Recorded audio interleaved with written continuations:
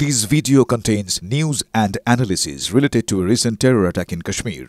The content may include sensitive visuals and discussions that could be distressing to some viewers. Viewer discretion is advised. We strongly condemn all forms of violence and terrorism. The purpose of the content is solely to inform and create awareness based on verified reports.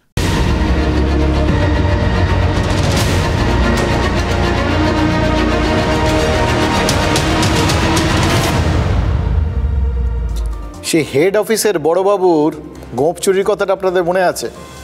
যে গোঁফ জোড়া চুরির কথাটা ওই সুকুমার রায় যদি না লিখে যেতেন তাহলে আমরা বুঝতেই পারতাম না যে এই গোঁফও চুরির বস্তু হতে পারে।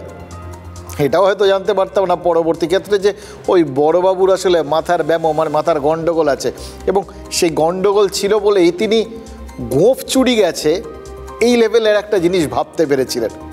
অথচ দেখুন সেই মুঘল যুগ থেকে এই গুগল যুগ পর্যন্ত চুরি জিনিসটা কিন্তু টিকে আছে, বহাল তবিয়তে আছে, এবং দিনে দিনে তার ব্যাপ্তি বেড়েছে, ভ্যারাইটি বেড়েছে।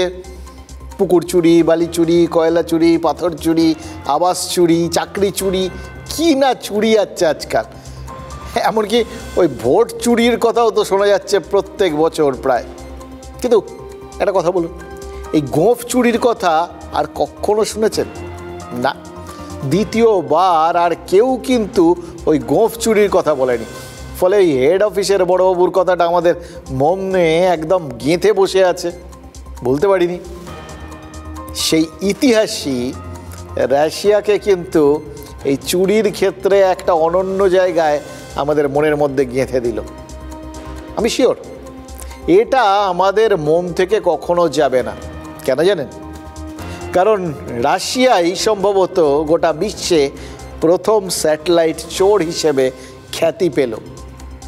কিভাবে জানেন? রাশিয়ার হ্যাকাররা ইউক্রেনের একটা আস্ত উপগ্রহ চুরি করে নিয়েছিলেন গত 9 মে। এবার এই 9 মে দিনটা রাশিয়ার বিজয় দিবস। ওই দিল্লিতে যেরকম 26শে জানুয়ারি প্যারেড হয়, সেনাবাহিনী কুচকাওয়াজ করে এবং প্রধানমন্ত্রী জাতির উদ্দেশ্যে ভাষণ দেন, আমরা সবাই শুনি। ঠিক সেরকমই মস্কোয় প্রত্যেক বছর 9 মে রাশিয়ার সেনাবাহিনী প্যারেড করে, মার্চ পাস্ট করে, আর রাশিয়ার প্রেসিডেন্ট ভাষণ দেয়। এই অবধি মিল আছে। কিন্তু তারপর একটু খেয়াল করে দেখুন, ধরুন প্রধানমন্ত্রী নরেন্দ্র মোদী ওই 26 তারিখ ভাষণ টাষণ দিচ্ছেন, রেড ফোর্ট থেকে ভাষণ দিচ্ছেন, লালকেল্লার থেকে। সেটা কি কোথাও ওই পাকিস্তানে গিয়ে পাকিস্তানের পাক টেলিভিশন পিটিভি সেখানে দেখানো হবে? ভাবা যায়? সেই কাণ্ডটাই হয়েছে, জানেন তো। এই মুহূর্তে ভারত পাকিস্তানের যা সম্পর্ক, ওখানে এখন রাশিয়া ইউক্রেনের তো তাই সম্পর্ক। সেই রাশিয়ায় এই যখন দেখা গেল যে সেনাবাহিনী মার্চ পাস্ট করছে, যখন রাশিয়ার প্রেসিডেন্ট ভাষণ দিচ্ছে, সেটা রাশিয়ার লোকজন দেখতে পেলেন এই অবধি ঠিক ছিল। কিন্তু দেখা গেল ইউক্রেনের টেলিভিশনে হঠাৎ করে সেই ছবিটাই ভেসে উঠছে, সেই জিনিসটাই দেখানো হচ্ছে। ইউক্রেনের মানুষ প্রতিপক্ষ দেশের বিজয় দিবসের উদযাপন দেখছেন আর গালে হাত দিয়ে ভাবছেন এটা কি হলো, এটা কি করে হলো। এখানে এটা মজা, জানেন তো। এই যে সম্প্রতি যখন ওই ভারত আর পাকিস্তানের মধ্যে অপারেশন সিঁদুর চলছিল, মানে আমরা অপারেশন সিঁদুর করছিলাম, অপারেশনটা ভারত করছিল, পাকিস্তান বসে বসে দেখছিল। এবার এই মাঝখানটায় যখন অপারেশন সিঁদুরটা প্রথম যেদিন ভারত প্রত্যাঘাত করলো, তখন মিনিট 20-র জন্য পাকিস্তানের সমস্ত ওই স্যাটেলাইট সিস্টেম যেগুলো নজরদারি করতো সেগুলো নাকি সব অকেজো হয়ে গেছিল। অকেজো হয়ে গেছিল না অকেজো করে দেওয়া হয়েছিল? করে দিলে কে করে দিল? এবার এইটা শুনে আপনারা নিশ্চয়ই ভাবছেন যে তাহলে রাশিয়া নতুন কি করলো? সত্যি তো ভারতই তো করে দেখিয়ে দিয়েছে এই কাণ্ডটা। প্রতিপক্ষের ওই যে স্যাটেলাইট সিস্টেম সেটাকে বেশ খানিকক্ষণের জন্য অকেজো করে ভারতের মিসাইলগুলোকে ভেতরে ঢুকে আঘাত করার রাস্তা তৈরি করে দিয়েছে। কিন্তু ওটা খানিকক্ষণের জন্য অকেজো করা হয়েছিল। ওটাকে কাজে লাগিয়ে ওদের দেশে আমরা কিছু দেখাইনি। হ্যাঁ, ওদের দেশে ভেলকি দেখিয়েছি, আমাদের মিসাইলগুলো গিয়ে যেখানে যেখানে আঘাত হানার সেগুলো হেনে দিয়েছে। বা ব্রহ্মোস গিয়ে ওই নূর খান এয়ারবেসে আঘাত এনে সেখানে তো থরহরি কম্প করে দিয়েছে, কারণ আশেপাশে তো সব তাদের পরমাণু অস্ত্র ভাণ্ডার। এটার প্রতিক্রিয়া হয়েছে গোটা বিশ্বে, এই অবধি তো সবাই জানেন। কিন্তু সেটা ওই থামিয়ে দেওয়ার একটা জায়গাটা যেটা করে ভারত বুঝিয়েছিল যে করা যায়, সেই একই কাজটা তো রাশিয়া আরেক ধাপ এগিয়ে করলো।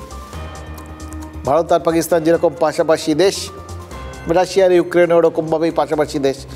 সোভিয়েত ইউনিয়ন ভেঙেই তো ইউক্রেনের সৃষ্টি হয়েছে, এটা তো সবাই জানেন। এটাও জানেন যে গত 4-4.5 বছর ধরে রাশিয়া আর ইউক্রেনের সম্পর্কটা একটা তেল আর জলের মতো আছে, কিন্তু মিশ খাচ্ছে না কিছুতেই না। সরাসরি দুটো দেশ সমানে যুদ্ধ করে চলেছে। মাঝখান থেকে ডোনাল্ড ট্রাম্প বিভিন্ন রকমভাবে বিভিন্ন সময়ে চেষ্টা চালিয়েই যাচ্ছে যুদ্ধটা থামাতে হবে, তো তবে না তার বায়োডাটায় লেখা হবে আরেকটা যুদ্ধ থামালাম। তো এবার তিনি পুতিনের সঙ্গে বৈঠক পর্যন্ত করে ফেলেছেন। এর আগে জেলেন্সকিকে ডেকে ধমকেছিলেন, এবার জেলেন্সকির সঙ্গে অবশ্য ধমকানিতে যাননি, কিন্তু অন্যভাবে কথা বলেছেন। চেষ্টা বিভিন্ন রকমভাবে করেছেন, কিন্তু কিছুতেই রাশিয়া আর ইউক্রেনের যুদ্ধটা থামাতে পারছেন না। কিন্তু সেই যুদ্ধটা যে আসলে আমাদের চেনা ছকটা পেরিয়ে মহাকাশে চলে গেছে, সেটা তো এখন টের পাওয়া যাচ্ছে।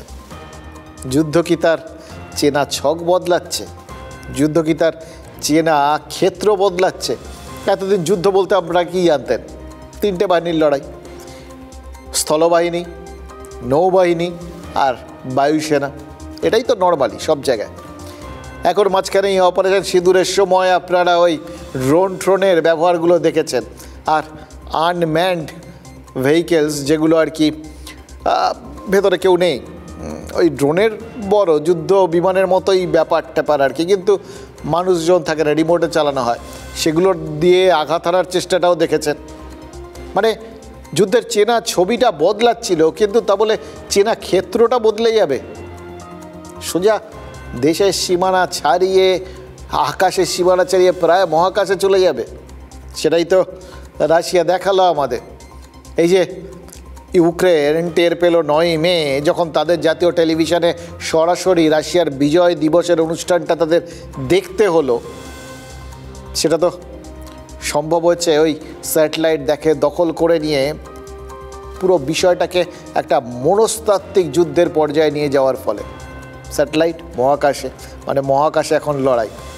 রাশিয়ার হ্যাকাররা যে কাজটা করেছে, তাতে এবার একটু যুদ্ধটার প্রেক্ষাপটটা ভাবুন তো। মনস্তাত্ত্বিক যুদ্ধ হলো তো, কিন্তু কোনো গুলি লাগেনি, গোলা লাগেনি, কোনো মিসাইল ছুটতে হয়নি, শুধুমাত্র প্রযুক্তির কল্যাণে কিছুক্ষণের জন্য একটা দেশকে কার্যত হাতের পুতুল করে রেখেছিল রাশিয়া। ইউক্রেনের সরকার, সেনাবাহিনী, এমনকি সে দেশের মানুষের ওপর এটা কত বড় একটা মনস্তাত্ত্বিক চাপ, একবার চিন্তা করুন তো। রাশিয়া তাদের দেশটাকে বিনা রক্তপাতে আদৌ দখল করে নিল কিনা, এই টেনশনেই তো জেলেন্সকির হাতের আঙুলের সবকটা নখ খেয়ে ফেলার কথা। আপনার দেশ, আপনার ঘর, আপনার টেলিভিশন সেট, কিন্তু রিমোট সেটা আপনার হাতে নেই, সেটা আপনার প্রতিপক্ষের হাতে। সে বসে বসে দেখিয়ে যাচ্ছে, যা দেখাচ্ছে আপনি সেটা দেখছেন। এবার এই টেনশনের মুহূর্তে সত্যি কথা বলতে কি বললাম বটে, কিন্তু জেলেন্সকি হাতের নখ দাঁতে কেটেছেন কিনা জানি না, কিন্তু আজ কলকাতায় এমন একটা ঘটনা ঘটেছে যার পর যে সমস্ত তৃণমূল নেতা রীতিমতো দল নিয়ে সচেতন এবং দলের ওই থিঙ্ক ট্যাঙ্ক বলে যাদের পরিচিতি আর কি, মানে নীতি নির্ধারণ করেন, খুব বেশি লোক নেই তাতে, আপনারা সবাই জানেন তৃণমূলে অত লোক দরকার হয় না, কিন্তু স্টিল যারা মনে করেন তারা আছেন এবং দল নিয়ে ভাবনা চিন্তা করেন, এবং যাদের হয়তো দাঁত দিয়ে নখ কাটার স্বভাবটা আছে, তারা সবাই কিন্তু সেই বদ অভ্যাসের শিকার হতে পারেন। এরকম করে হয়তো দাঁত কামড়াচ্ছেন। আসলে সাম্প্রতিককালে আমরা কি দেখেছিলাম? তৃণমূল মোটামুটি এই 2026-এর জন্য তাদের যে স্লোগান, তাদের যে অ্যাকশন প্ল্যান, সেটা স্থির করে ফেলেছিল। অতীতেও তৃণমূল বিজেপিকে ভিন রাজ্যের দল বলে, বহিরাগত বলে বিজেপি নেতাদের দেগে দিয়ে অনায়াসে জয় হাসিল করে নিয়েছিল বিভিন্ন নির্বাচনে। এক্ষেত্রেও গোটা ব্যাপারটা এতদিন ওদিক থেকে দেখা হচ্ছিল, এবার এদিক থেকে দেখছিল তৃণমূল। তারা তুলে ধরেছিল বাঙালি অস্মিতাকে, এবং তারা অভিযোগটা তুলে ধরেছিল যে ভিন রাজ্যে বাংলায় কথা বললেই বাঙালিকে বাংলাদেশি বলে হেনস্থা করা হচ্ছে। এই অভিযোগে বাঙালি অস্মিতাটাকে বা অস্মিতা রক্ষায় লড়াই শুরু করেছিল তৃণমূল। এটা বোঝানোর চেষ্টা করেছিল আমরা একমাত্র আছি বাংলা ভাষাকে বাঁচানোর জন্য, আমরাই বাংলাকে বাঁচিয়ে রাখবো, বাংলার স্বার্থ রক্ষা একমাত্র তৃণমূল করে। এবং এই ভাষা আন্দোলনের পুরো যে রূপরেখাটা সেটা স্থির করে দিয়েছিলেন মমতা বন্দ্যোপাধ্যায়, নিজে স্বয়ং ভাষা আন্দোলনে নেমেছিলেন অনেকদিন পর। অথচ মজা কি জানেন, সেই তৃণমূল রাজত্বেই খোদ বাংলায় বাঙালিকে হেনস্থা করা হয়েছে বাংলায় কথা বলার জন্য। এই বাংলায় বাংলা ভাষায় কথা বলে বাংলাদেশি বলে প্রতিপন্ন হচ্ছে এই বাংলার মানুষ। এটাও তো আমরা দেখে ফেললাম। এবার কি হবে? অভিযোগটা যদি সত্যি হয় তাহলে তো পরিস্থিতিটা রীতিমতো বুমেরাং পরিস্থিতি। ওই রাশিয়া যেরকম ইউক্রেনের স্যাটেলাইট হ্যাক করে ইউক্রেনের মানুষকে পুতিনের কথা শুনতে বাধ্য করেছিল, তেমনই কি কেউ বাংলায় ওই বাঙালি অস্মিতাকে হ্যাক করে অবাঙালিরা যে তাকে এই বাংলাতেও বাংলাদেশি বলে সন্দেহ করছে, এই বিষয়টা সবার মধ্যে মনের মধ্যে ঢুকিয়ে দিল। এই ভাবনাটা কি ঢুকিয়ে দিল যে এই বাংলা বা ভিন রাজ্য দুয়ের মধ্যে কোনো ফারাক নেই, সব জায়গাতেই যারা বাংলা ভাষায় কথা বলছেন তারাই বাংলাদেশি বলে প্রতিপন্ন হচ্ছেন এবং কোথাও গিয়ে হেনস্থার শিকার হচ্ছেন। এবার সেটা যদি হয় সেটা তো তখন সেটা নিয়ে আর আন্দোলন করার মতো জায়গায় থাকবে না তৃণমূল। আন্দোলন করতেই পারে, সাধারণ রাজ্যের মানুষের জন্য তো আন্দোলন, কিন্তু আন্দোলনের তখন তো অভিমুখটাই বদলে যাবে। এই চিন্তাটা মনে হয় রাজ্যের সরকার এবং রাজ্যের শাসক দলের নেতাদের ভাবনা চিন্তা কিন্তু বদলে দিতে শুরু করেছে বা টেনশনে ফেলে দিয়েছে, দেওয়ারই কথা।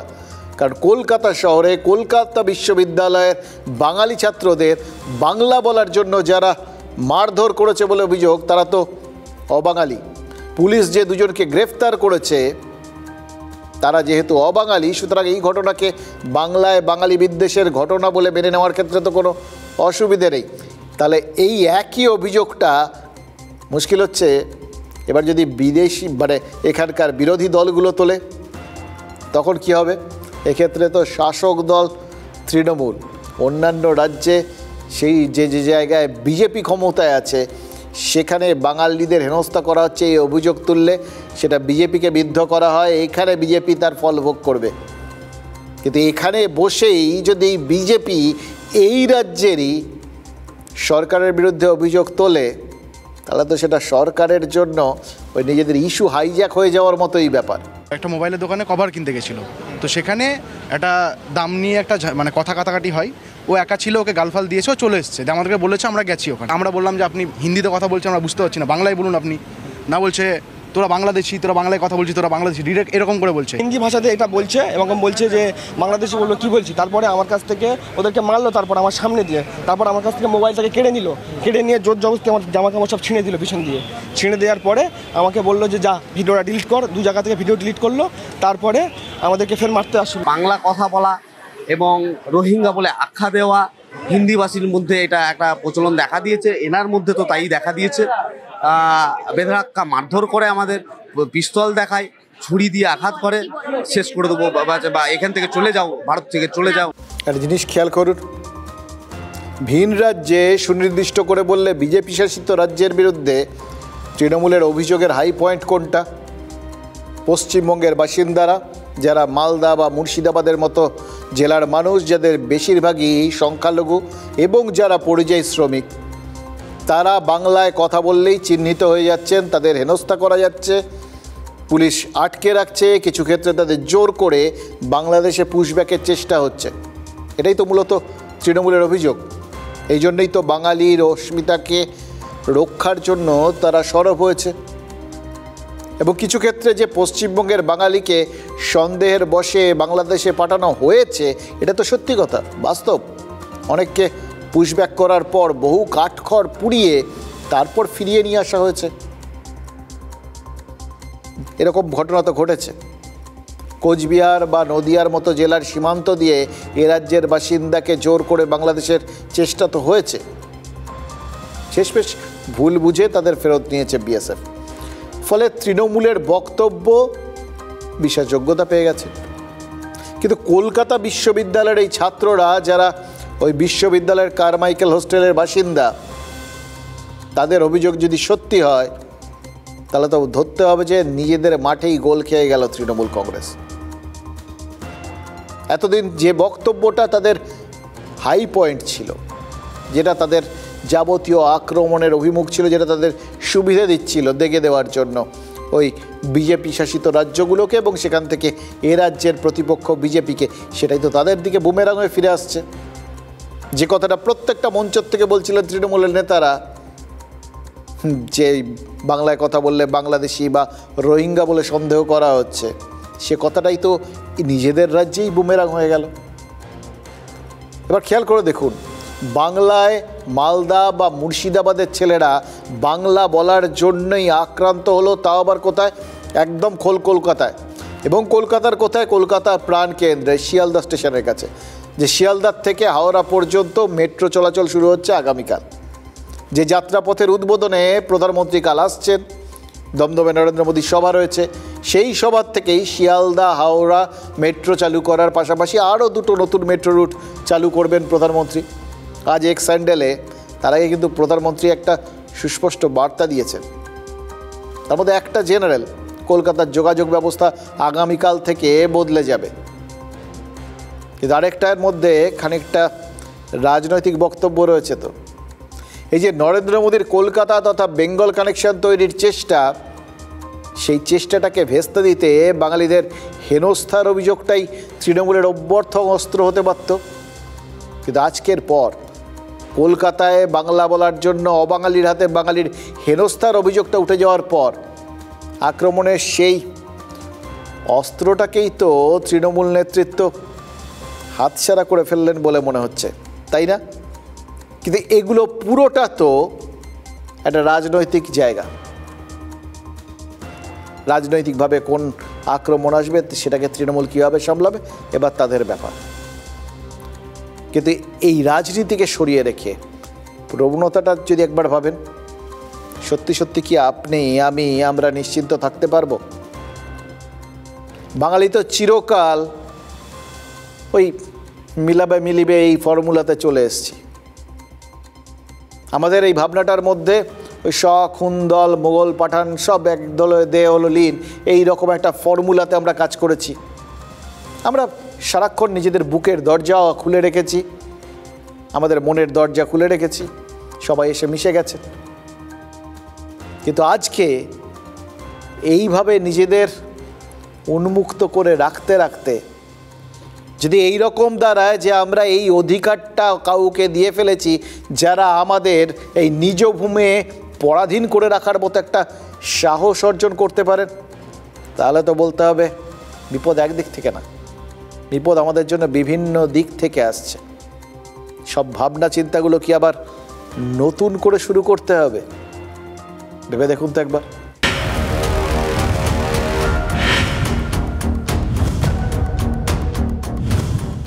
শিয়ালদা স্টেশন থেকে বেরোলেই শিশির মার্কেট, ভোর থেকে গভীর রাত পর্যন্ত যেখানে ব্যস্ততা, সেখানেই বুধবার রাতে মোবাইলের সরঞ্জাম কিনতে গিয়েছিলেন কলকাতা বিশ্ববিদ্যালয়ের কয়েকজন ছাত্র, যারা কারমাইকেল হোস্টেলে থাকেন।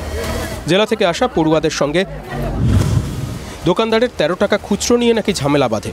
ছাত্রদের দাবি, বাংলায় কথা বলায় চোটপাট শুরু করেন হিন্দিভাষী ব্যবসায়ী। এক প্রস্থ মার খান তারা। ফিরে এসে হোস্টেল থেকে প্রায় 100 জন পড়ুয়া যান ব্যবসায়ীর বাড়িতে। সেখানে নাকি ছাত্ররা ফের আক্রান্ত হন। অভিযুক্তদের গ্রেপ্তারের দাবিতে গভীর রাতে মুচিপাড়া থানায় বিক্ষোভ দেখান ছাত্ররা। দোকানের 2 কর্মী ইমতিয়াজ আলী ও দীপক সাউকে গ্রেপ্তার করেছে পুলিশ। প্রশ্ন উঠছে, বাংলা ও বাঙালি গরিমা রক্ষায় আন্দোলন জোরালো করেছেন মমতা বন্দ্যোপাধ্যায়। যখন কলকাতার সমস্ত দোকানে বাংলায় সাইনবোর্ড লেখা বাধ্যতামূলক করেছে তৃণমূল পরিচালিত কলকাতা পুরসভা, সেই সময় কলকাতায় কিনা বাংলায় কথা বলায় মার খেতে হচ্ছে বাঙালিকে। বাংলা এসব আমরা এইসব অত্যাচার করতে দেব না। বাংলা ভাষা বলবো আমরা সগর্বে। বাংলা ভাষা বলার জন্য যদি কাউকে মার খেতে হয়, জানি না সত্য মিথ্যা, এর থেকে দুর্ভাগ্য তো কিছু নেই। আমি মাননীয় মুখ্যমন্ত্রীকে প্রশ্ন করতে চাই, যে আজকে আপনার শাসনে বাংলা কথা বলার জন্য যদি শিয়ালদাতে এই ধরনের প্রশ্নের সম্মুখীন হতে হয়, তাহলে আমাদের তো প্রশ্ন উঠে যায় যে আপনি কি বাঙালিদের পক্ষে, নাকি শিয়ালদাটা আপনি অন্য কারো হাতে তুলে দিয়েছেন? বাংলার যতগুলো একাডেমিক ইনস্টিটিউশন আছে তার মধ্যে অন্যতম শ্রেষ্ঠ একাডেমিক ইনস্টিটিউশনের ছাত্ররা যদি এইভাবে লাঞ্ছিত হয়, তো সাধারণ বাঙালিদের কি অবস্থা? প্যান্ট খুলে নেবে এরপরে, এবং সেটা মমতা বন্দ্যোপাধ্যায়ের শাসনে হচ্ছে। আপনার থাকা অবস্থায় লাঞ্ছিত হতে হচ্ছে বাঙালিদেরকে। আপনি কি করছেন বসে আপনার পদে? আপনার তো রিজাইন দেওয়া উচিত। যদিও এই গন্ডগোলের পিছনে অন্য অঙ্ক দেখছেন এলাকার বিজেপি কাউন্সিলর সজল ঘোষ। বাংলা বাঙালি নয়, তৃণমূলের একটা গোষ্ঠী এর পেছনে জড়িত। আরেকটা কথা বলি, সেটা হচ্ছে যদি বাংলা বাঙালি হয় পশ্চিমবঙ্গে, কলকাতাতেও, তাহলে বাঙালির অবস্থা অন্য রাজ্যের থেকে পশ্চিমবঙ্গে বেশি করুণ ধরতে হবে। অন্য অঙ্ক কষতে কষতেও ঘুরে ফিরে সেই তৃণমূলের বাঙালি অস্মিতা অস্ত্রকে ভোঁতা করার চেষ্টা করলেন বিজেপি কাউন্সিলর। কারণ সজল ঘোষও জানেন এতদিন তৃণমূল বিজেপির দিকে যে আঙুল তুলছিল সেই আঙুল এখন তৃণমূলের দিকে ঘুরিয়ে দেওয়ার সুযোগ এসেছে। রাজনীতি যেটাকে সুযোগ বলে মনে করছে সেটাকেই আশঙ্কা হিসেবে দেখছেন বিদ্বজ্জনেরা। এরকম যদি হয় তাহলে তো বলতে হবে যে বাঙালি বাংলাতেই অসহায়। এটা তো হওয়া উচিত নয়। পুলিশের আরো বেশি অ্যাক্টিভ হওয়া উচিত বলে আমার মনে হয়। খুবই শকিং ঘটনা, খুবই শকিং। এরকম হলে তো বাংলাতেই অসহায় হয়ে যাবে, বাইরে তো কথাই নেই। এটা অবাঙালি দোকানদার কিনা আমি জানি না, অবাঙালি দোকানদার হলে এটা তো ভয়ঙ্কর কথা। এবং কলকাতার বাঙালি অবাঙালিদের মধ্যে এরকম একটা বিদ্বেষ তৈরি হলে কলকাতার নাগরিক জীবনই বিপর্যস্ত হয়ে যাবে। ভয়ঙ্কর কথা। কলকাতার বুকে এরকম বাংলা শুনে বাঙালি ছেলেদের বাদ দেওয়া, এটা আমি কারা দায়ী তাদের শাস্তি হওয়া অবশ্যই। প্রশ্ন উঠছে, বাংলা ও বাঙালির আবেগ নিয়ে দিস্তে দিস্তে লেখা বা ভাষণ কি তাহলে বাগড়ম্বর? সবটাই কি ভোটের অঙ্কের কথা মাথায় রেখে? দেখুন, শীর্ষেন্দুবাবু বা পবিত্রবাবুর কথাগুলো যখন শুনলেন তখন দেখবেন একজন বাঙালির বুকের ভেতর থেকে কিছু অসহায়তা বেরিয়ে আসছে। কিভাবে বাঙালি হয়তো পরিস্থিতির শিকার হচ্ছে সেই আক্ষেপটা বেরিয়ে আসছে। সত্যিই তো, কিছুদিন আগে অবধি আমরা কি করেছি? আমরা হিন্দিতে কথা বললে সেগুলো নিয়ে অবাঙালিরা হেসেছে, আমরাও হেসেছি। ঠিক যেভাবে অবাঙালিরা বাংলা বলতে গেলে কিছু কিছু ক্ষেত্রে হোঁচট খেত, সেটা শুনে আমরা খুব মিষ্টি হেসে বলতাম কি চেষ্টা করছে দেখো। সেইভাবে বাঙালিকে কোনো দিন ওই অবাঙালিরা হিন্দি বলার ক্ষেত্রে তুতলেছে বা ভুল বলেছে, এটা দেখলে মিষ্টি হেসে বলেনি কি সুন্দর চেষ্টা করছে দেখো, বরঞ্চ হেসেছে, হাস্যাস্পদ করেছে। এটা বাস্তব। বাঙালি কিন্তু তাতে কখনো রিয়্যাক্ট করেনি, এটা ঠিক বলে মেনে নিচ্ছে, নিজেরাও এসেছে। এই উদারতা আমাদের আছে নিজেদের নিয়ে হাসাহাসি করার। কিন্তু মুশকিল হচ্ছে নিজেদের নিয়ে হাসাহাসি করতে করতে আমরা পরিস্থিতিটাকে এমন জায়গায় নিয়ে যাইনি তো যখন কেউ আর আমাদের সিরিয়াসলি নিচ্ছে না। আজকে বাসের মধ্যে যার জন্য কেউ যদি বাংলা ভাষায় কথা বলেন তাকে অবাঙালিরা অনেকে বলেন যে অভিযোগ তো দেখেছি, ফেসবুক খুলে দেখুন, দেখে নাকি বাস থেকে নামিয়ে দেওয়ার কথা বলেছেন, আক্রান্ত হতে হয়েছে, দেখেছি আমরা। এই অভিযোগ চারপাশে ঘুরে বেড়াচ্ছে, সত্যি বা মিথ্যে আমরা জানি না, কিন্তু এই অভিযোগগুলো তো ঘুরে বেড়াচ্ছে। ফলে মানসিকভাবে তো এরকম একটা জায়গায় বাঙালি পৌঁছে গেছে, এটা বুঝতে পারছি। এবার কেন পৌঁছেছে সেটাই রাজনৈতিক নেতাদের বক্তব্য দেখুন, তাহলেই বুঝতে পারবেন কেন পৌঁছেছে, কি অবস্থায় পৌঁছেছে। সেটা আপনি আমি সাধারণ বাঙালি যারা রাস্তাঘাটে চলাফেরা করি প্রত্যেক মুহূর্তে টের পাই। দেখুন, আমরা মানসিকভাবে একদম এখনও ওই উন্নত বাঙালি মানসিকতাতেই বিশ্বাসী। আমরা বিশ্বাস করি যে গোটা ভারতের সমস্ত প্রান্তের সমস্ত মানুষ আমাদের ভাই, আমাদের সহনাগরিক। কিন্তু সবাই কি সেটা মনে করেন? এবং তার থেকেও বড় কথা, এই সব কিছু করতে করতে আমরা কি নিজেদের স্বকীয়তাটাকে একটু বেশি করে ভুলে গেছি? মাঝে মাঝে বলি না, বাংলাটা ঠিক আসে না আমার ছেলে মেয়ের, বলেন অনেকে, গর্ব অনুভব করেন। ওই যে কিউ কির বদলে কেন কি ইদানিং আমাদের কথাবার্তায় ঢুকে গেছে। ভাষা সমৃদ্ধ হয়, প্রতি মুহূর্তে বিভিন্ন শব্দ ভেতরে ঢুকে ঢুকে ভাষার পরিবর্তন ঘটে, সমৃদ্ধ হয়। কিন্তু সেটা একটা জিনিস, আর অন্ধ অনুকরণ আর একটা জিনিস। প্রগতিশীল হওয়ার জন্য বাঙালি হলে চলবে না, অন্য রাজ্যের অন্য ভাষার কথা তাতে আমাদের ব্যুৎপত্তি থাকতে হবে, ঠিক একইভাবে কথা বলতে হবে। এটা তো আমরা নিজেদের বুঝিয়েছি। এবার এত বেশি বুঝিয়ে ফেলেছি, বাকি রাজ্যের মানুষও তো বুঝে গেছেন। এরা নিজেদের ভুলতে চায়, আত্মবিস্মৃত একটা জাত। সত্যিই তো আমরা তো সেই রকম জায়গাতেই চলে গেছি। একবার একজন বলেছিলেন জানেন তো, যে আমরা যখন ইংরেজি বলতে গিয়ে তোতলাই, অনেকেই তোতলানোটাই স্বাভাবিক, কারণ ওটা তো আমাদের মাতৃভাষা নয়, শেখাটা দরকার, ঠিক। কিন্তু ঠিক বলে আমরা বলতে গিয়ে যদি আটকে যাই, সেটার মধ্যেও তো কোনো অসুবিধে নেই। তো সেই ভদ্রলোক আমায় বলেছিলেন, কি মুশকিলটা জানেন, দেখবেন অন্য রাজ্যের মানুষ আই ইজ বলে অনায়াসে চালিয়ে দিয়ে যাচ্ছে, আর আপনি একজন বাঙালি, আপনি যদি একবার ভুল করে আই ইজ বলে ফেলেন আই অ্যামের বদলে, তাহলে আপনি থেমে যাবেন, ভাববেন এ মা ছিছি কী করলাম, এত বড় অন্যায়, গর্হিত, শাস্তি পেতে হবে। থামলেন, মনে মনে ক্ষমা চাইলেন, তারপর সেটাকে ঠিক করলেন, আবার সাজিয়ে গুছিয়ে বলার চেষ্টা করলেন। এইটা হচ্ছে ফারাক। এই ফারাকটাই না আমাদের পিছিয়ে দিচ্ছে। আর তার সাথে কী পেঁচাচ্ছে জানেন, রাজনীতি। কেন বলছি এবার বুঝুন। সজল ঘোষ, তিনি যেখানকার কাউন্সিলর, সেখানে অসংখ্য অবাঙালি থাকেন। ওই এলাকাটাও তারই কাছাকাছি, তারই এলাকার মধ্যে পড়ে হয়তো।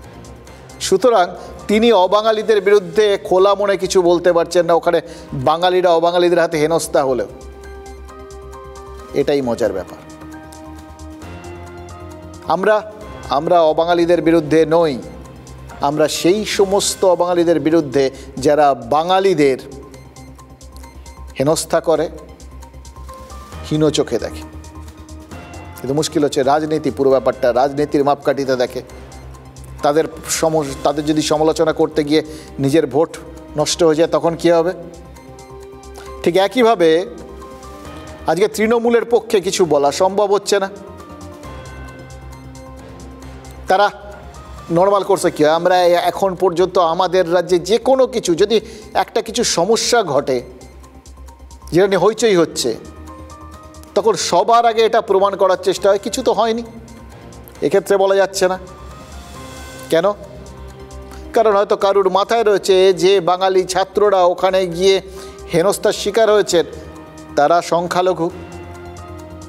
এবার এই রাজ্যে সংখ্যালঘুরা, বাঙালিরা এই তৃণমূলের শাসনকালে তারা হেনস্থা হচ্ছে, এটা যদি কোনোভাবে প্রচার হয়ে যায়, তাহলে আবার তাদের নিজস্ব ভোট ব্যাংকে আঘাত লাগবে, এটা তারা মেনে নিতে পারবেন না।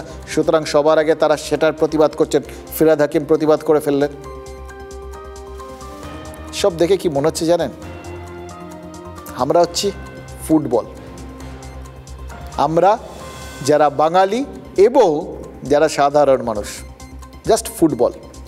যে পারছে এসে দু চারটে করে শট মেরে দিয়ে চলে যাচ্ছে। নর্মাল সময় রাজনৈতিক নেতারা আমাদের নিয়ে লাথলাথি করেন, আর বাকি সময় এখন দেখে দেখে সবাই বুঝে গেছে যে তো লাথি মারা যায়, সুতরাং যে পারছে একটু নেমে মেরে দিয়ে চলে যাচ্ছে। দেখুন, একটা কথা তো এক্ষেত্রে না বললেই নয়, খেলার মাঠ, রেফারি, প্রতিপক্ষ দলের খেলোয়াড়, সব কিছু তৃণমূল কিন্তু সেট করে ফেলেছিল এই বাঙালি হেনস্থা নিয়ে। খেলার মাঠ বিধানসভা ভোট, রেফারি বাংলার ভোটার, আর প্রতিপক্ষ দলের খেলোয়াড় বিজেপি, মানে প্রতিপক্ষ। এবার বাংলার বাঙালি বিদ্বেষের কথা বলে খেলা শুরুর বাঁশিটা তৃণমূল বাজিয়ে দিয়েছিল। কিন্তু এই কারমাইকেল হোস্টেলের ছাত্রদের অভিযোগের পর কি তারা মাঠ বদলানোর তাগিদ দেখাবে? ইস্যুটা নিয়ে তারা তিনবার ভাববেন। আর সেই তাগিদ থেকেই কি তারা নওশাদ সিদ্দিকীর বিরুদ্ধে এভাবে রেড়ে করে ঝাঁপিয়ে পড়লেন?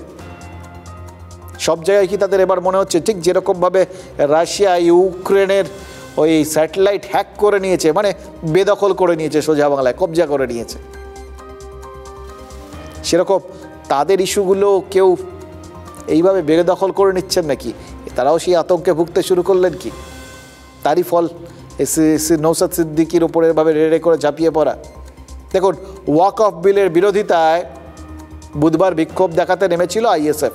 নওশাদ সিদ্দিকীর নেতৃত্বে ধর্মতলা আইএসএফ সমর্থকরা জড়ো হয়েছিলেন, পুলিশ বাধা দিয়েছে, এই অবধি ঠিক আছে। এরপরেরটাও ঠিক আছে, নওশাদ সহ আইএসএফের 15 জন নেতাকর্মীকে আটক করা হয়। এবারে এই পর্যন্ত ঠিক আছে বলছি কারণ এরকম তো বহু আন্দোলনের ক্ষেত্রেই হয়, প্রথমে এরকম নেতাকর্মীদের আটক করা হয়, তারপর তাদের পরবর্তী ক্ষেত্রে ছেড়ে দেওয়া হয়। কিন্তু এক্ষেত্রে নওশাদকে গ্রেফতার দেখানো হলো। এবার গ্রেফতার দেখানোর পর যেটা করার সেটাই করতে হয়েছে, আজকে তাকে কোর্টে পেশ করতে হয়েছে। এত দূর গোটা ঘটনাক্রমকে এগিয়ে নিয়ে যাওয়া, কারণ কালকে ওই রকম তুলে নিয়ে গিয়ে আটক করার পর ছেড়ে দিলে এই ব্যাপারটা ওখানটায় ধামাচাপা পড়ে যেত হয়তো, কিন্তু আজকে নওশাদকে যেহেতু কোর্টে প্রোডাকশন করা হলো, কোর্টের সামনে টান টান ভিড়, উত্তেজনা, চারপাশে আলোচনা হচ্ছে, পুলিশকে বিরাট প্রস্তুতি নিতে হচ্ছে যদি কিছু হয়ে যায়।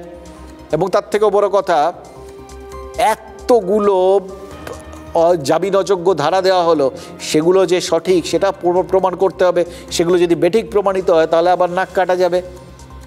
এত ঝঞ্ঝাট, এত ঝামেলা যেচে কেন নিল সরকার? কেন নওশাদকে এই রকম গুরুত্ব দিতে গেল পুলিশ?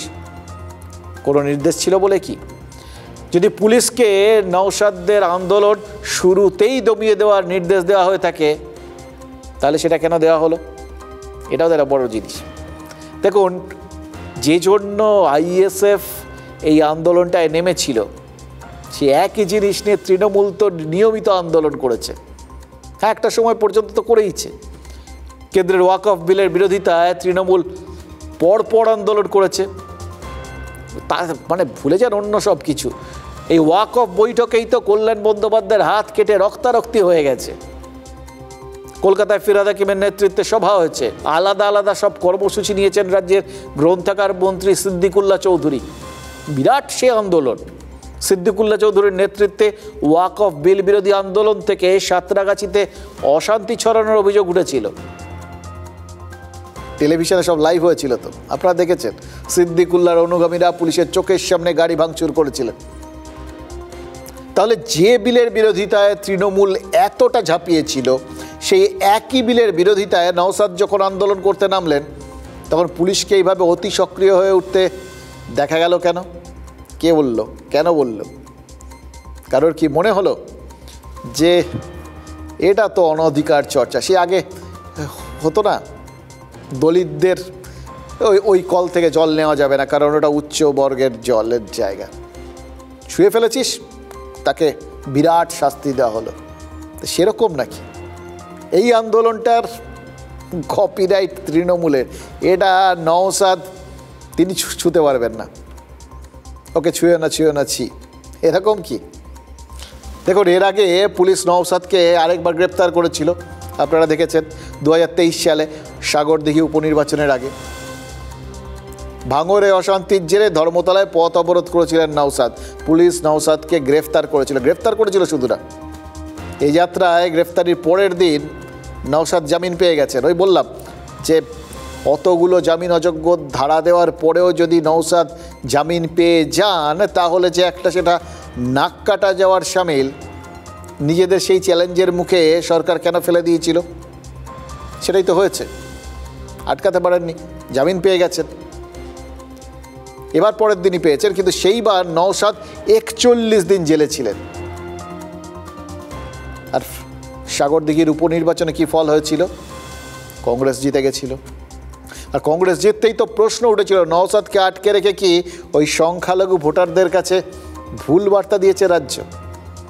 তাই কি যে সংখ্যালঘু ভোট তৃণমূলের এত ভরসার, এত আদরের, এত কাছের, সাগরদিঘি উপনির্বাচনে সেই সংখ্যালঘু ভোটেরই একটা বড় অংশ তৃণমূলের থেকে মুখ ফিরিয়ে নিয়েছিল? দেখুন, হ্যাঁ বা নায়ে এর উত্তর পাওয়া না গেলেও সম্ভাবনাগুলো তো আজও খারিজ করা যায়নি। সেই তারপর বায়রান বিশ্বাসকে আবার কংগ্রেস থেকে হাইজ্যাক করে, ওই ইস্যু হাইজ্যাকের মতোই আর কি, তাকে হাইজ্যাক করে তৃণমূল নিয়ে আসার পর তবে না ব্যাপারটা তারা অন্তত তাদের কাছে হয়তো শান্তি হয়েছে।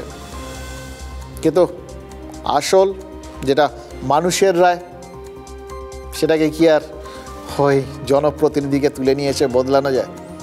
সেই বাস্তবতাকে তো অস্বীকার করা যায় না। নওশাদের গ্রেফতারি এবং তাকে 41 দিন আটকে রাখার খেসারতি যে সাগরদিঘির ভোটে তৃণমূলকে দিতে হয়নি, সে কথা তো বুকে হাত দিয়ে আজও কেউ বলতে পারেন না।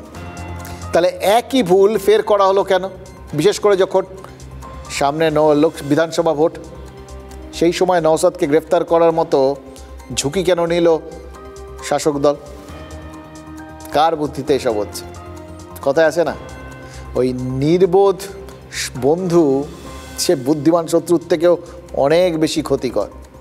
এক্ষেত্রে কি কোনো বোকা বন্ধুর পাল্লায় পড়েছে রাজ্য সরকার বা তৃণমূল কংগ্রেস? কোনো নির্বাচিত প্রতিনিধির সঙ্গে পুলিশের ভদ্র ব্যবহার করা উচিত, এটুকু বলতে পারি, সে যে দলেরই হোক। কিন্তু উনি কেন এসেছিলেন, পুলিশ কেন করলেন? নওশাদ সিদ্দিকীর সঙ্গে তো মমতা ব্যানার্জির যোগাযোগ আছে, আমরা বিয়ে কমিটিতে যাই না, উনি যান, এবং সম্প্রতি নবান্নতে গিয়েও উনি দেখা করে এসেছেন। যেখানে যেভাবে আন্দোলনটা করার কথা ছিল নিশ্চয়ই সেভাবে করেননি। অন্য রাস্তায় যদি যান চলাচল যাত্রীদের এবং পরিবহনকে বিঘ্নিত করা হয়, সেখানে পুলিশ যেটুকু ব্যবস্থা নিয়েছে। দেখুন, বিজেপি যে কথাগুলো বলল সেই যুক্তিটাকে কি আদৌ বিশ্বাসযোগ্য বলে মনে হচ্ছে? বিজেপিকে বিপাকে ফেলতে কেন নওশাদ সিদ্দিকীকে ব্যবহার করবে তৃণমূল কংগ্রেস? নওশাদকে বেশি প্রচার দিলে কার লাভ আর কার ক্ষতি একবার এটা ভেবে দেখুন তো। নওশাদের অনুগামীরা কারা? যারা নওশাদ বা আইএসএফের ভোটার, সেই মুসলিম ভোট ব্যাংকের জোরেই তো তৃণমূল ক্ষমতায় আছে বলে বিজেপির নেতারা সারাক্ষণ দেখে থাকেন। যদিও নওশাদ আর তৃণমূলের ওই টার্গেট ভোটার, সেটা ভাঙড়ের ক্ষেত্রে অন্তত আলাদা, সেটা সবাই জানেন। কিন্তু যদি বৃহত্তর ক্ষেত্রে নওশাদ এবং তৃণমূলের টার্গেট ভোটার একই হয়, তাহলে নওশাদ বা তার দলকে প্রচারের আনায় এনে ফেললে তৃণমূলেরই তো ক্ষতি। কারণ তাদের ভোট ব্যাংকেই সেক্ষেত্রে নওশাদ ভাঙন ধরাবেন। ভাঙড়ের ক্ষেত্রটাই দেখুন না, নওশাদ সিদ্দিকী যদি ভাঙড়ে না দাঁড়াতেন তাহলে তৃণমূলকে কি ভাঙড়ে হারতে হতো? একমাত্র বিরোধী তো তিনি হয়ে দাঁড়িয়েছিলেন। তাহলে কি ওই বিধানসভা ভোটের আগে নওশাদকে তৃণমূলের জোট সঙ্গী হিসেবে কল্পনা করছে বিজেপি? এইটা হতে পারে। হয়তো তাদের চেনা ছকে ফেলে দিয়েছে গোটা ব্যাপারটা। তারা হয়তো ভাবছেন, যেভাবে বারবার তাদের বিরুদ্ধে অভিযোগ ওঠে যে ওই এমআইএম নেতা আসাদুদ্দিন ওয়াইসিকে বিভিন্ন রাজ্যে বিজেপির ওই অদৃশ্য জোট সঙ্গী হিসেবে সবাই ধরে নেন, কল্পনা করে নেন। বলা হয় যেখানে যেখানে সংখ্যালঘু ভোটটা জোরদার, সেখানে এই ওয়াইসি এসে প্রার্থী দিয়ে দেন, আর সেই মুসলিম ভোট ভাগ হয়ে গিয়ে বিজেপির সুবিধা হয়ে যায়। তাহলে এমনি নর্মাল কোর্সে এই নওশাদ সিদ্দিকীকে ভোট কাটুয়া হিসেবে ধরছেন বিজেপি নেতারা। এবার কার ভোটটা? আমাদের নজরে সংখ্যালঘু ভোট, সেটা তৃণমূল নিজেদের ভোট কাটানোর জন্য কাউকে প্রচারালয়ে নিয়ে আসবে, এটা ভাবাটা একটু বাড়াবাড়ি হয়ে যাবে।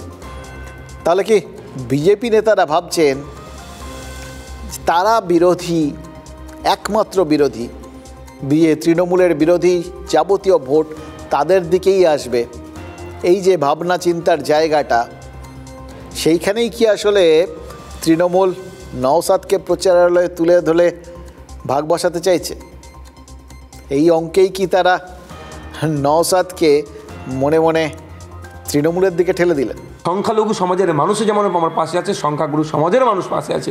মমতা ব্যানার্জি ভয় পেয়েছেন যে সংখ্যালঘু থেকে শুরু করে সংখ্যাগুরু সবাই নওশাদকে ভালোবাসছে, স্নেহ করছে, নওশাদের লড়াইটাকে ওরা অ্যাপ্রিসিয়েট করছে, স্বাগত জানাচ্ছে। ফলে কি করছে? আমাদেরকে দেখে দেওয়ার চেষ্টা করছে। দেখুন, উনি যদি এতটাই ভয় খান, উনি 2021 সালে আমার বড় ভাইজান একটা কথা বলেছিলেন, দলের প্রতিষ্ঠাতা, যেখানে আমরা প্রার্থী দিচ্ছি যদি ওখানে বিজেপি জেতে সম্পূর্ণ দায়ভার আমরা নেব, আর যে সমস্ত জায়গায় তৃণমূল প্রার্থী দিচ্ছে সেখানে বিজেপি জিতলে তার দায়ভার কে নেবে?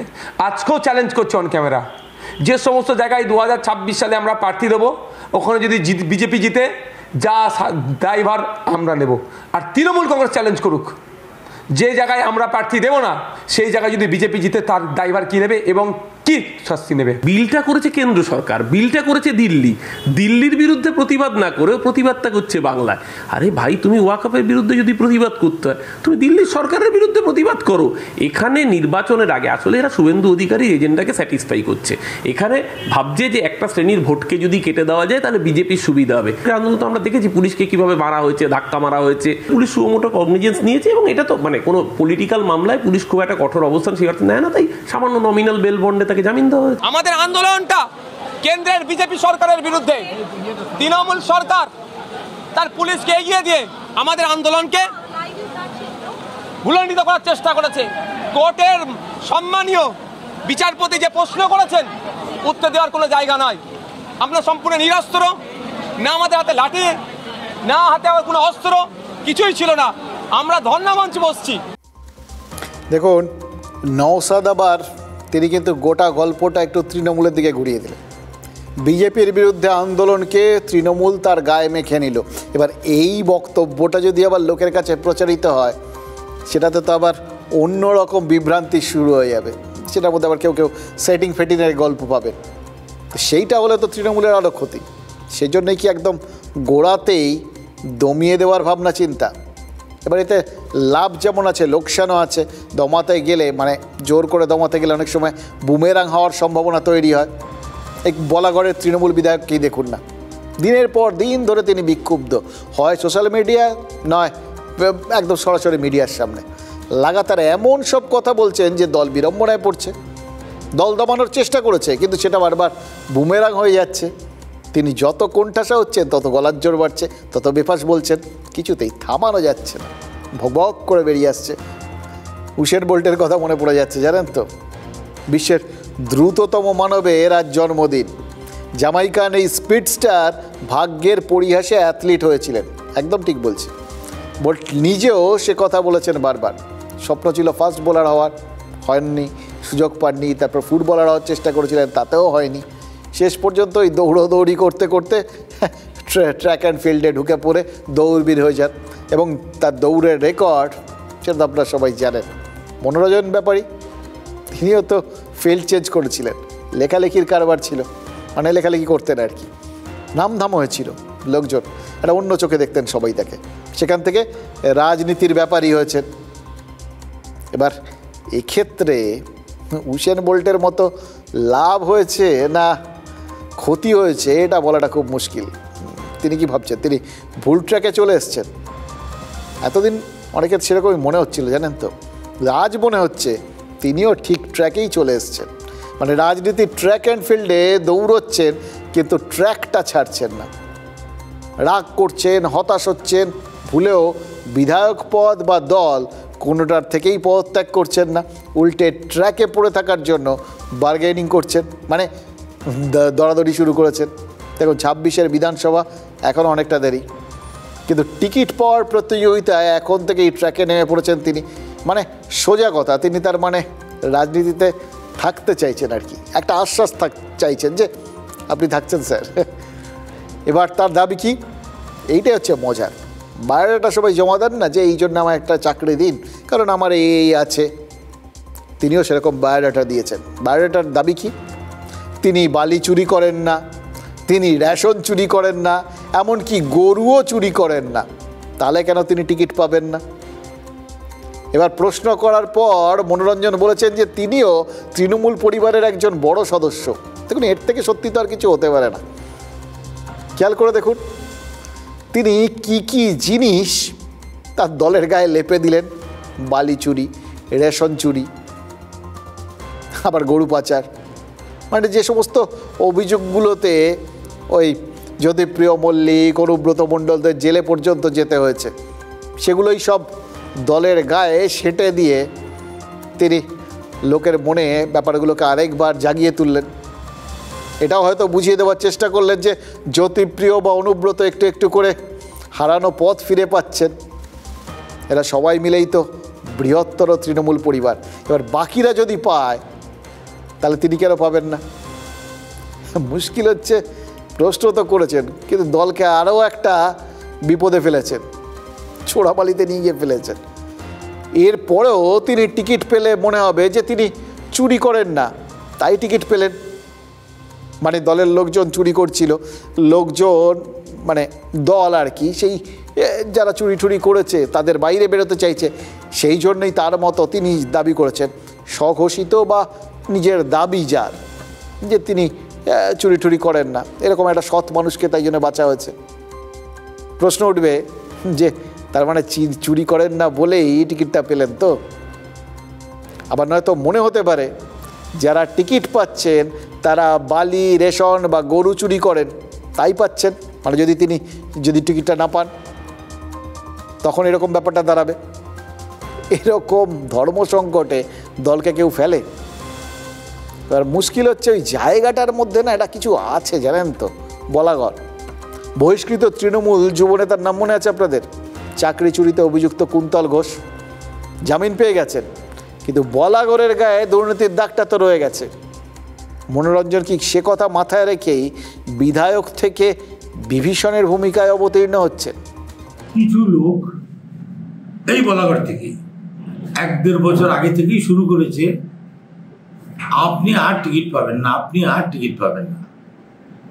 আমি কেন টিকিট পাবো না? আমি কি কোনো অন্যায় কাজের সঙ্গে যুক্ত? আমি কি বালি চুরি করি, মাটি চুরি করি, সবুজ দ্বীপের গাছ কেটে বিক্রি করি, রেশনের মাল পাচার করি, গরু পাচার করি, গাঁজার ঠিক থেকে পয়সা নিই? তাহলে আমাকে দল টিকিট দেবে না কেন? কি আমার অপরাধ? দিদি ঠিক করবেন, দল থেকে ঠিক করবেন যে কে টিকিট পাবে, কে টিকিট পাবে, সেটা নিয়ে বচসা করে বা সেটা নিয়ে এখন সংবাদ মাধ্যমে কথা না বললেই হয়। দেখা যাক দিদি, দ্বন্দ্ব কোথায় নেই? দ্বন্দ্ব তো সব জায়গায় আছে। ঠাকুর ঘরে কে না তো কলা খায়নি, ব্যাপারই আর কি দোষ? একা তো খায়নি বালি চুরি, কয়লা চুরি, ভাগ দিয়েই খেয়েছে সবাই। এখানে চোরের ভাগ্যে টিকিট জোটে, আর টিকিট পেয়েই বা কী করবে? এবারে তৃণমূলের তো সরকার হবে না, অধিকাংশই জিতবে না, বরঞ্চ উনি বাইরেই থাকুন, বাইরে থেকে বলতে পারবেন যে আমি দাঁড়ালে জিততাম, সেটা বলার স্কোপ পাবেন। আমার মনে হয় এইগুলো একেবারে তাৎক্ষণিক ক্ষোভের বহিঃপ্রকাশ। আগামী দিন উনি নিশ্চয়ই এরকম ধরনের মন্তব্য করবেন না, কারণ ওনার নির্বাচনও সকলেই মন দিয়ে খেটেছিল বলেই উনি বিধায়ক হয়েছিলেন। অরূপ চক্রবর্তী খুব সুন্দর ব্যাখ্যা করলেন জানেন তো, ক্ষোভের বহিঃপ্রকাশ। এবার ক্ষোভের বহিঃপ্রকাশে যা যা ওগরাচ্ছেন সেগুলো দলের গায়ে কী পরিমাণ ছেঁকা দিচ্ছে সেগুলো কিন্তু খুব পরিষ্কার। ওই বিরোধীদের বক্তব্যগুলো শুনুন। আজকে জানেন তো এই রকম সময় আসলে মন শান্ত করার দরকার পড়ে। মন শান্ত করার একদম অব্যর্থ ওষুধ কী জানেন? ওস্তাদ বিসমিল্লাহ খায়ের সানাই, পাগলা সানাই। আজকে অফিসে আসার সময় শুনছিলাম, গায়ে কাঁটা দিচ্ছিল। 47-এর 15ই আগস্ট ওই দিল্লির লালকেল্লায় জাতির উদ্দেশ্যে ভাষণ দেবেন স্বাধীন ভারতের প্রথম প্রধানমন্ত্রী জওহরলাল নেহরু। নেহরুর সেই ভাষণের আগে রেড ফোর্টে পারফর্ম করেছিলেন বিসমিল্লাহ। স্বাধীন দেশের মানুষের মনের মতো করে তিনি সানাইয়ের সুরটা শুনিয়েছিলেন। এটাই আমাদের ভারতবর্ষ। দেখুন চারিদিকে যা চলছে তাতে তো ইতিহাস ভূগোল সব গুলিয়ে যাওয়ার উপক্রম হয়েছে।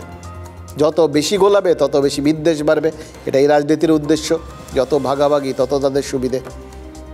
কিন্তু আমি বা আমরা তো সব ভুলে যেতে পারি না, বলুন তো? কিছু তো মনে রাখতে হয়। এই যে আজ বিসমিল্লাহ খানের প্রয়াণ দিবস, কিছু মানুষ আবার খাঁ পদবি শুনলেই মীর জাফরের কথা ভাববেন আর কি। ঠিক যেমন বাংলা ভাষা শুনলে বাংলাদেশি বলে ভাবা হচ্ছে, ঠিক সেরকম। আসলে এগুলো না সবই ভাবানো হচ্ছে জানেন তো। খেয়াল করে দেখুন, বিশ্বাসঘাতক শব্দটা শুনলে মীর জাফর যেরকম মনে হয় তেমন তো বিভীষণের কথাও মনে হয়। তার মানে ঘর শত্রুদের সংখ্যা সীমিত ছিল, শুধু 2-এর মধ্যেই সীমাবদ্ধ। এখন তো চারিদিকে বিভীষণ, নাকি চারিদিকে মীর জাফর? এটা ভাবার মতো বিষয়। কোন অ্যাঙ্গেল থেকে দেখবেন? ওই হাতি দেখার মতো, সামনের থেকে দেখে সুর দেখবেন না পেছন থেকে লেজ দেখবেন, ঠিক করে নিন। দেখুন মনোরঞ্জন ব্যাপারীকে তৃণমূল বিভীষণ ভাববে না মীর জাফর জানি না, তবে তৃণমূল তো এই হিসেবে বিভীষণ ভাবাটাই স্বাভাবিক। বিজেপি হলে অন্যরকম ভাবত। কিন্তু বিভীষণের খোঁজ পুরোদমে যে চলছে সেটা খুব পরিষ্কার। এবার বিভীষণের ক্যারেক্টারটা ভেবে দেখুন, কোন দিক থেকে দেখবেন? পুরুষোত্তম রামের দিক থেকে যদি দেখেন তাহলে তিনি ন্যায়ের পক্ষে, তার জন্যেই রামের জয় সম্ভব হয়েছিল। আবার উল্টো দিকে রাবণের দিক থেকে যদি দেখেন, তাহলে তার মনে হবে উনি অন্যায়ের পক্ষে অন্যায় করেছেন, রাবণের হারের জন্য উনি দায়ী, বিশ্বাসঘাতকতা করেছেন রাবণের ভাই হয়েও, শত্রুর হাত ধরেছিলেন তলে তলে। এইটাই হচ্ছে মজার, কোন দিক থেকে দেখবেন। এবার যত বেশি এই বিষয়গুলো নিয়ে বিভ্রান্তি থাকবে না, তত বেশি সংশয় বাড়ে। মেদিনীপুরেও কীরকম বিভীষণরা কিলবিল করছেন, এবার সেই বিভীষণকে তৃণমূল যদি ঘর শত্রু ভাবে, তাহলে বিজেপি তার মানে পরম মিত্র ভাববে। ওই বললাম কোন অ্যাঙ্গেল থেকে দেখবেন। তো আপাতত কারা সেই বিজেপির অচেনা মিত্র তৃণমূলের মধ্যে, তাদের খুঁজে বার করার প্রসেস চলছে। তমলুক জেলা নেতৃত্বকে একটা বিশেষ বার্তা দিয়েছেন অভিষেক বন্দ্যোপাধ্যায়। কি বলেছেন জানেন? শোনা যাচ্ছে যেটা, জেলার বিশেষ বৈঠকে অভিষেক নাকি সাফ বলে দিয়েছেন, দলের ভেতরে থেকে যারা বিজেপির সঙ্গে যোগাযোগ রাখছে তাদের চিহ্নিত করতে হবে, তাদের সাথে দূরত্ব রাখতে হবে। এবার দেখুন, চিহ্নিত আর দূরত্ব এই দুটো অবধি আছে, তারপরে ছেঁটে ফেলার ঝুঁকি সেটা নেওয়া যাবে না। এটাই কি মানে ছেঁটে ফেলতে চাইলে কি আবার হিতে বিপরীত হয়ে যাবে? শত্রু তো ঘরের ভেতরে শত্রু, তাকে নিজের কাছাকাছি রেখে দেওয়া ভালো, তার কাণ্ড কারখানার ওপর নজর থাকবে। কিন্তু তাকে যদি আপনি ঠেলে শত্রুর ঘরে পাঠিয়ে দেন, তাহলে তো শত্রু নিশ্চিন্তে তাকে নিয়ে তাদের পক্ষে কাজে লাগিয়ে দেবে। ফলে রাজনীতিকে অনেক কিছু ভাবতে হয়, মানে পুরো ছেটে ফেলা না, চলবে না। এলো শিখুন। দেখুন, অন্দরের বৈঠক ছিল তো, তাই সবটা হয়তো পরিষ্কার বোঝা যাচ্ছে না, কিন্তু আপাতত যা শোনা যাচ্ছে, তমলুকের পাশাপাশি নন্দীগ্রামেও নাকি বিশেষ বৈঠক হবে, সেখানেও নাকি বিভীষণ খোঁজার পালা চলছে। ভাবুন একবার, 14 বছর দল ক্ষমতায়, রামের বনবাসও তো 14 বছরই ছিল, তারপর রাম রাজত্বে ফিরেছিলেন, আর তৃণমূল তো রাজত্বেই রয়েছে, যেদিকে তাকাও শুধুই তৃণমূল। তারপরেও এত বিভীষণ তৈরি হচ্ছে কিভাবে? তমলুকে গত লোকসভায় বিজেপি জিতে গেছিল, আর নন্দীগ্রামে 21 বিধানসভায় ফটো ফিনিশে জিতেছিলেন শুভেন্দু অধিকারী, মমতা বন্দ্যোপাধ্যায় হেরে গেছিলেন। আচ্ছা, সেই হারগুলোও কি ওই লুকিয়ে থাকা বিভীষণদের কারণে? ওই যে লোডশেডিংয়ের কথা বলা ঠালা হয় নন্দীগ্রামে, সেগুলোও কি বিভীষণরাই করিয়েছিল তার মানে? তাহলে কিন্তু ব্যাপারটা গভীর চিন্তার, কারণ এক বিধানসভা গিয়ে আরেকটা বিধানসভা চলে এলো, লোকসভাও মিটেছে, 1 বছর হয়ে গেল, এখনও যদি বিভীষণ খুঁজতে হয়, তার মানে বিভীষণদের এতদিনেও খুঁজে পাওয়া যায়নি। এতদিনে যদি খুঁজে না পাওয়া যায়, তাহলে তো আরও একটা প্রশ্ন লাগবে। এতদিনে যদি খুঁজে না পান, তাহলে আর কয়েক মাসে খুঁজে পাওয়াটা কি সম্ভব?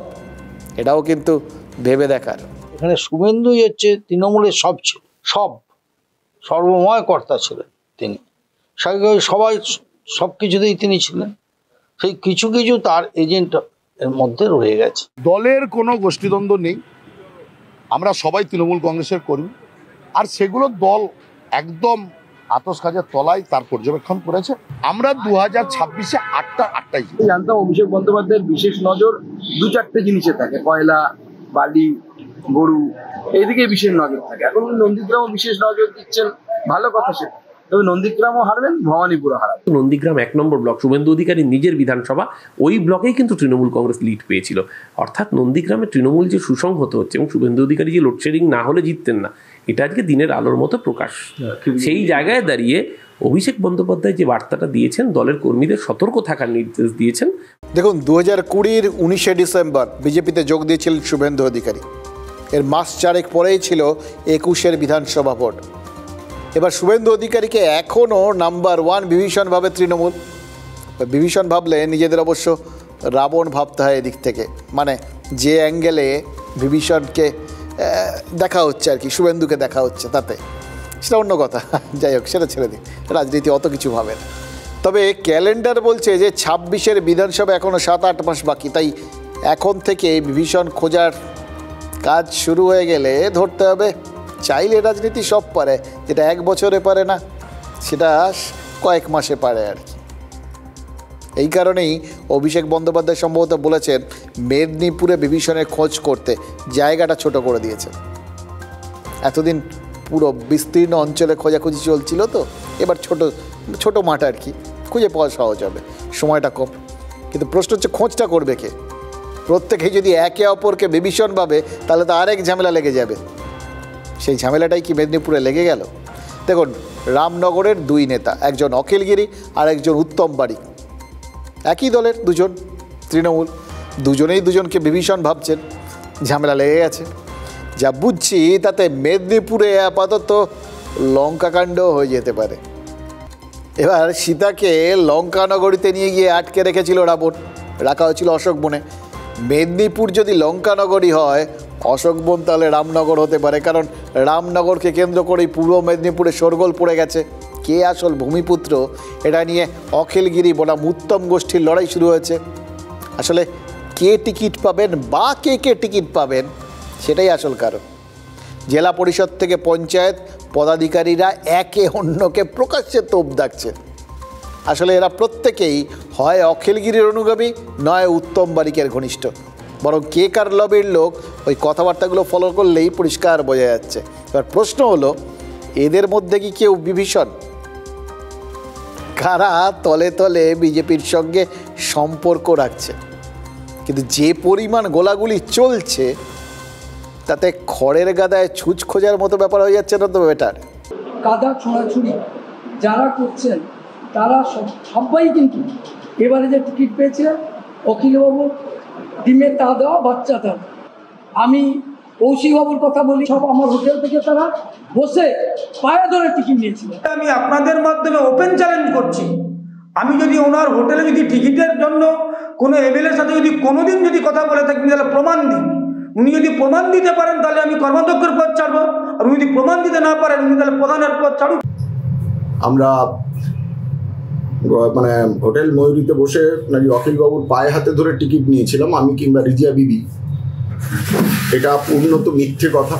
রামনগরে 4-5বার দাঁড়িয়েছিলেন আমাদের বিধায়ক যিনি এখন বর্তমান আছেন, অখিলগিরি দাঁড়িয়েছিলেন, 5বার দাঁড়িয়েছিলেন এবং তার মধ্যে একবার হেরেছিলেন।